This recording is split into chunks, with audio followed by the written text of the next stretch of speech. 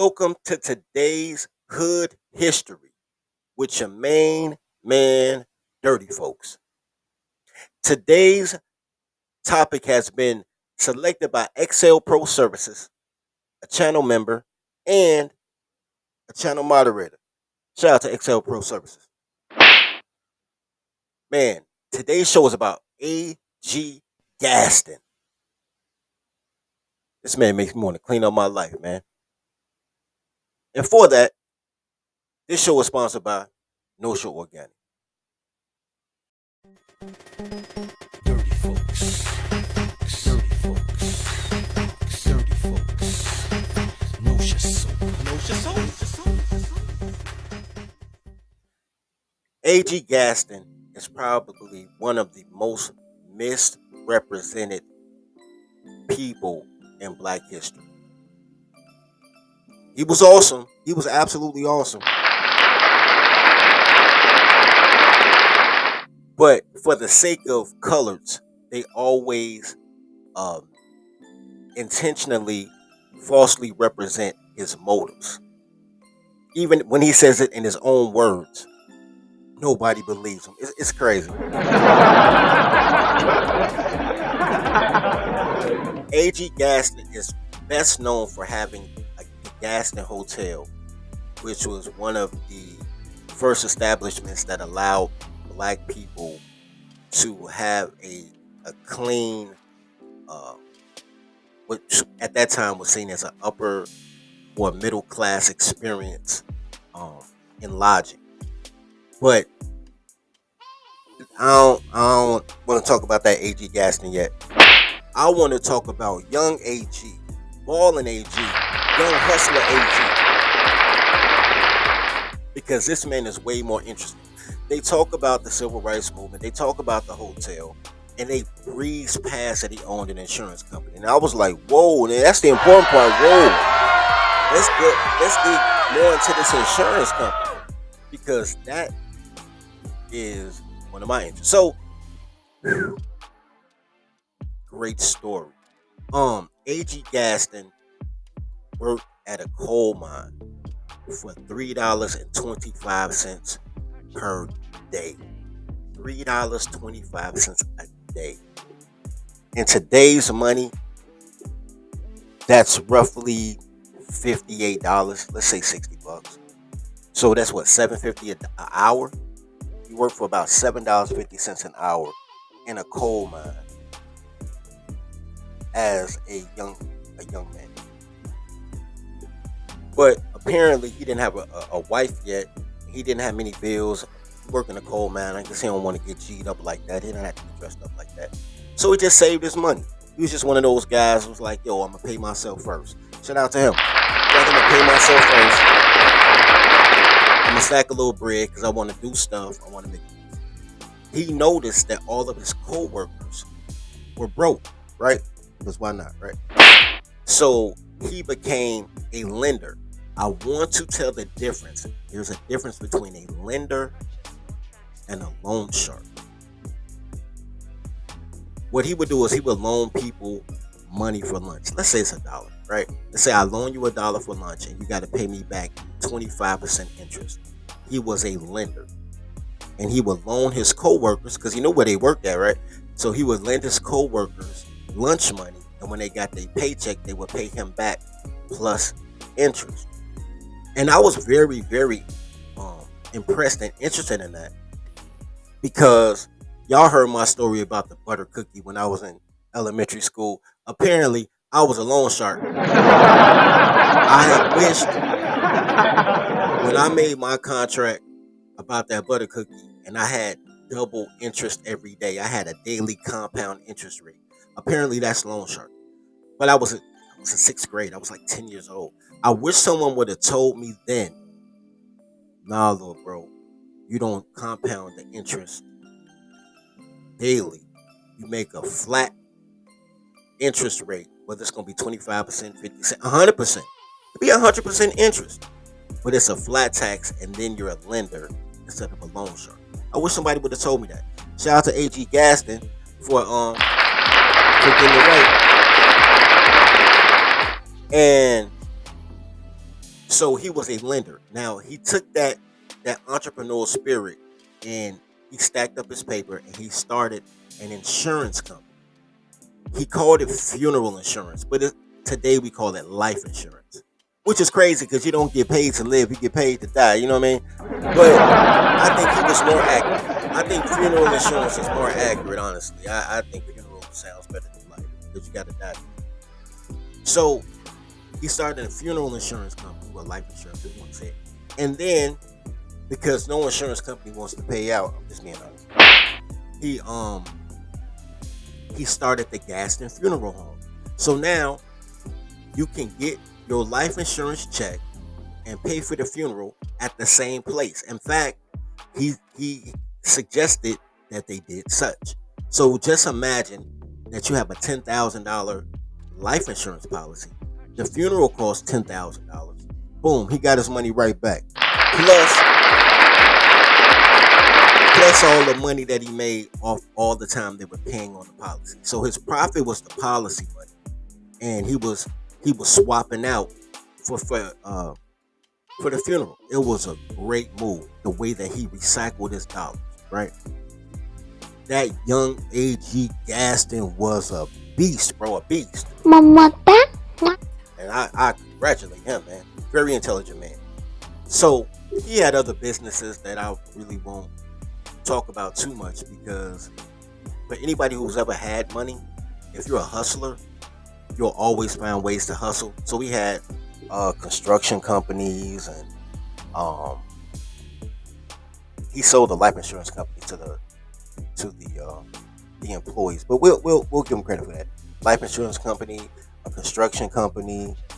Uh, he had a an entire construction firm to manage his various operating sites in the funeral home, and then he also had another financial institution. So A.G. Gaston had his whole own holding company.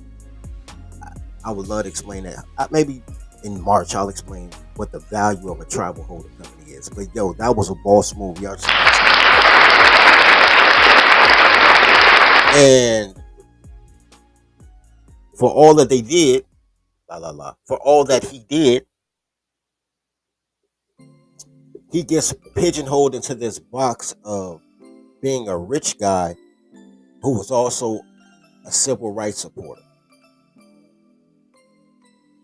Spoiler alert, he was not a civil rights supporter. I didn't participate actively front end of the organizations, but I financed them. And there some of the activities that I didn't approve of in a way. In real time, he thought it was foolish. In real time, um, he thought they were communists. He was right about that. In real time, what he did instead was he suspended his own entrepreneurialism to help out the colors, because for him, tribalism or blackness was a decision he had to make between would he help black communists and, and suspend his capitalism, or would he be a capitalist and tell them like, yo, colors, y'all on your own. And he chose to help his people, and I don't begrudge him that. I don't begrudge him that. As a matter of fact, especially in the days and times that he lived in, I would do the same thing. No, probably, no, maybe I would do the same thing. I understand. However, he's still an entrepreneur, so this made him an officer of the peace, man. So where things get mixed up is the civil rights movement was not a peaceful movement. That is the lie that the Semites tell on public access TV to keep the colors from trying to fight back. I'm just being honest. During real time, those civil rights guys, man, they had guns, they had sticks of dynamite, they had explosives. They were talking about blowing up public buildings, political establishments. They was wilding, man. They was wild.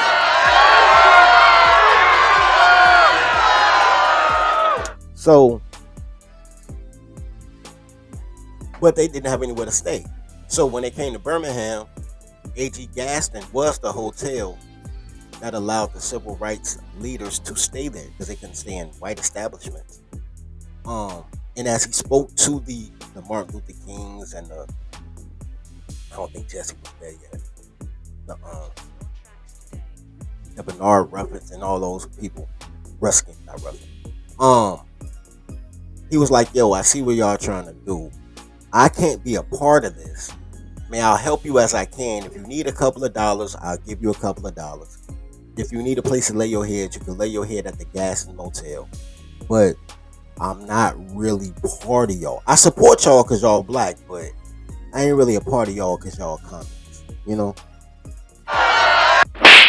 So they say, cool. Now, what people don't understand is Birmingham, Alabama, and a lot of the South was a powder keg during that time, right? So what A.G. Gaston did, and why he gets credit for being a civil rights activist, even though he was not, what A.G. Gaston really was a businessman that understood that war is bad for business. because the black was fixing to bum up the town. That is, they were getting dynamites out, and the whites, they were doing the same. And I could see, I'm a property owner. I had to say businesses there. My business going to be burnt up and everything. So I told Miss Smile what War was is fixing bad to for happen. business. Y'all come in here, And y'all blow up white people's stuff. Here's where black activists get life from. When black people get mad, they burn their own stuff, right? When white people get mad, they burn the richest black man's stuff. So Gaston understood that if Birmingham went ablaze, black people will burn their own neighborhoods and white people will burn black men's stores. He didn't want, he had too much to lose, bro. He didn't want his hotel burned, even though they tried to bomb it before. So he didn't want his hotel bombed. He didn't want his funeral home bombed. He didn't want people to order him and destroy his insurance companies. He didn't want that smoke. So, and God bless him for that. You can't make money in a war. You can have work and make money in a drought, but you can't hustle the block and have a war on the block at the same time. That's not how life works. So he was a very astute businessman who was always trying to juggle between me being a great entrepreneur versus me being black, right? So he was talking to the Alabama Chamber of Commerce because he was part of that because he had a couple of dollars. So he's talking to politicians, local politicians, the Chamber of Commerce, and he's trying to broker these deals between the whites in Alabama and the black civil rights activists, and because he's trying to keep the peace because war is bad for business. So, like anytime where you playing one foot in, one foot out, the black people called him a coon. Black people called him a coon, said they couldn't trust him. White people um was like, yo, he's still a color. They didn't accept him either. So, but he's still balancing that act because he has the fortitude. He has something to lose. It's amazing the things you can accomplish when you got something to lose. So he's playing the game on both sides, but he's telling Martin Luther King, he's telling him like, yo, stay away from me. Like, man, I would prefer if y'all don't come back to my hotel. I prefer if y'all quit dropping my name when y'all say y'all coming to Alabama. Man, I want to be a silent partner, but y'all don't know how to shut the fuck up. Like, I want to be silent and y'all talking shit. It's the equivalent of you finding a dip off you can sleep with at 2 in the morning and she tell everybody that she your man. That's what they did to Gas. So he's trying to help while disassociating at the same time. Like trying to break up with a crazy girl, basically. And